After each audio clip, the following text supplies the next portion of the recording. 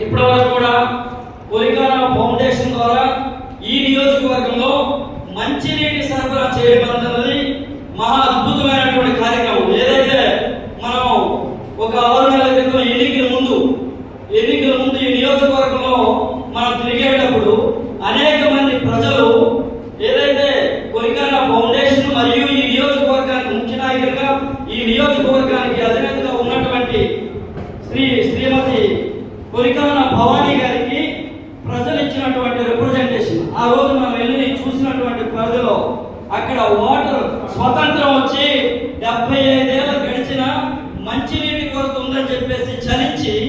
వెంటనే మంచినీటి ట్యాంకర్ ఏర్పాటు చేసి ప్రజలకు అందించినటువంటి ఘనత జనసేన పార్టీ